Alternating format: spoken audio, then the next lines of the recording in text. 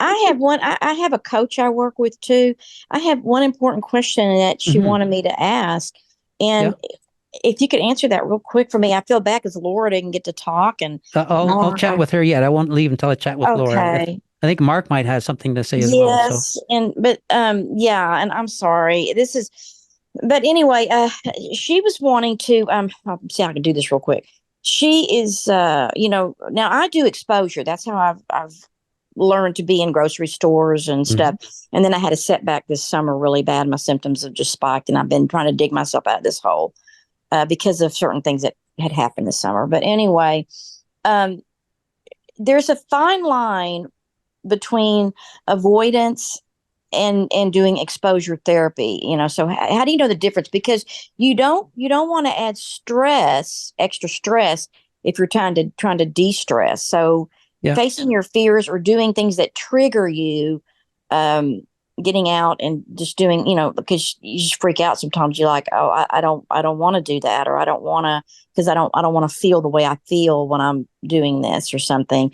Yeah. So the nervous system, like it's there's a fine line there. There's a Yeah. fine line because you don't want to ramp it up.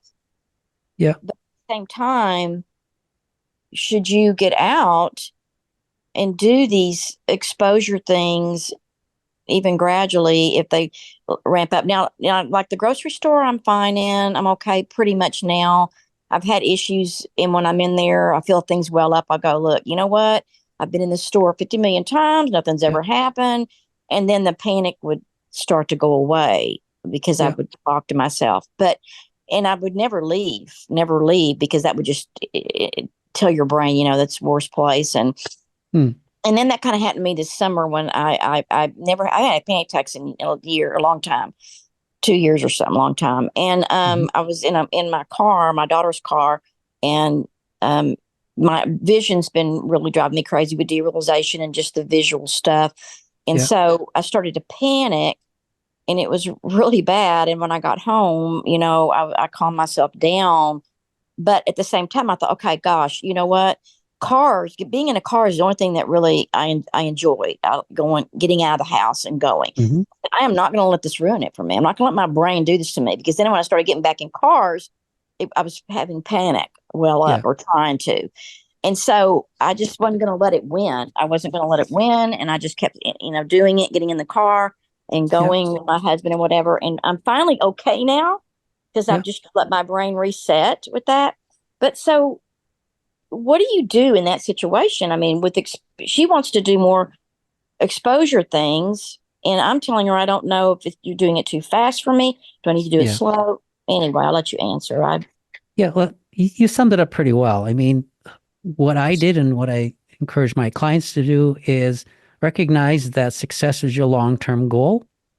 And to get to the goal, we do need to go back into those places where we identified as being dangerous with our symptoms.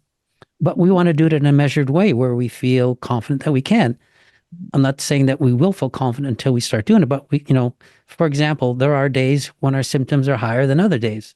Those days I chose not to, stress myself more by going into the places that I feared. And so I'd take that day off. To me, I didn't view that as a setback. I viewed that as, all right, my body's not ready yet. It's kicking up a fuss. I'm going to work towards this as successfully as I can. So days where my symptoms were lower, I'd go and do that. And I would, stay in the environment, calm myself, like you said, okay, settle down. This is just symptoms. You've been here before. You've had successes here. Don't go there. The brain is, yeah. freaking out, but just ignore it. And then I would stay there. And sometimes the symptoms were overwhelming. And Hmm. so I'd say, well, staying in here is not really helping me that much. So I'm just going to go outside or whatever, pull out of that environment and give my body a rest. And I'll go back if I want, and I won't. And if I don't find that I'm successful today, I'll try again tomorrow. My Hmm. goal was a long-term success, not speed. Not And so, speed.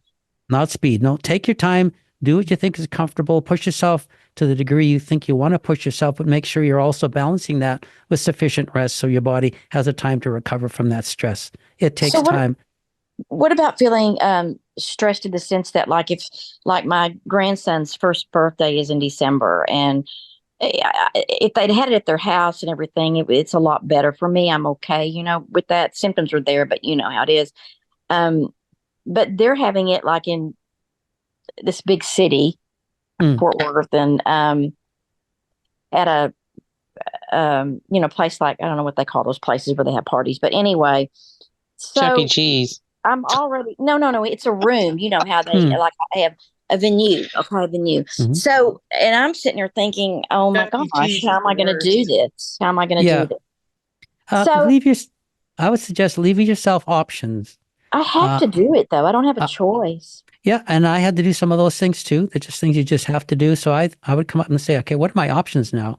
Well, I can go, it might be difficult if it's traveling some distance. All right, I can stop along the way It's and give not even the myself a break. traveling that bothers me. It's being there It's because being my around all the senses, people.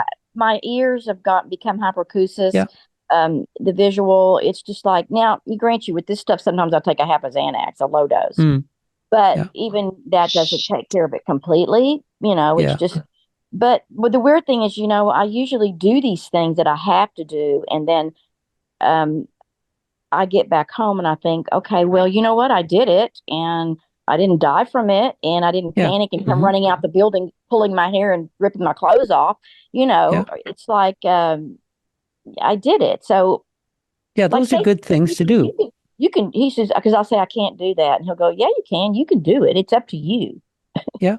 Yeah. So, But I don't, but but give yourself options. Like if it's the sound that bothers you or being in a loud group of people that bothers you, do it measured where you're there for a little while and then go for a little bit of a walk. yeah, Go or back in even like again. I told, maybe be there an hour, maybe 2 hours and then Yep. go. I can handle that or something.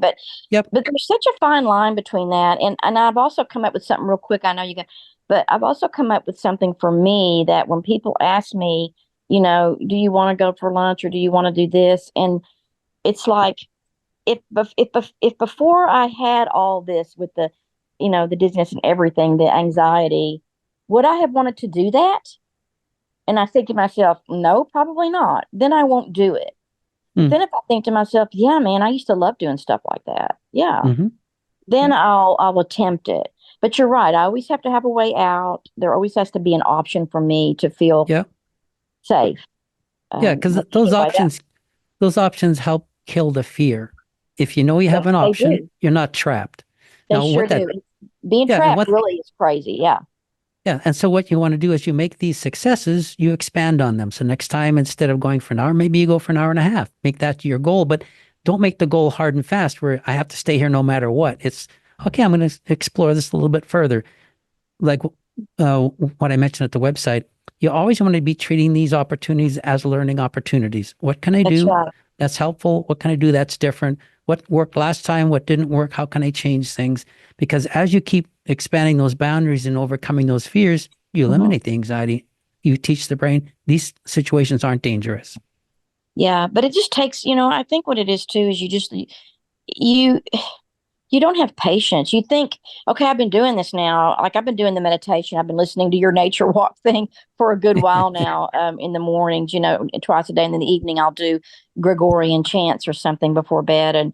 But it's like you're always trying to think, okay, I've been doing this now for a month or 2 months, and then when your symptoms sometimes spike and stuff, you go, I'm not getting any better. I'm going to be like this forever. I mean, so it's just patience and my Yes. God, just like Marguerite was saying, 3.5 years, what's going on, and um, Yeah, it's the patience part of it. You it want is. I don't see any breaks. Like I don't see cloudy breaks, and stuff. And I've seen myself getting worse since the summer because of these two other incidences and stuff. And Mm. I'm digging myself out. I'm thinking, okay, well, I'm getting a little bit better. I'm at least getting in the car now, and I'm pretty much okay. I have some visual stuff when I'm in the car, but it's going to get better because I'm working at it. But Yeah, it's just a long and winding road, like the Beatles song. It's just it long and is. winding road. Yeah, But yeah, anyway, that's the question I need to ask you to great. let her know. So to not overdo it and Right. do it in maybe increments that are you're comfortable with and then build up. That's right. Yeah, yeah, you bet. Okay. Measured. Yeah, for sure. Yeah, yeah, Okay. All right. great.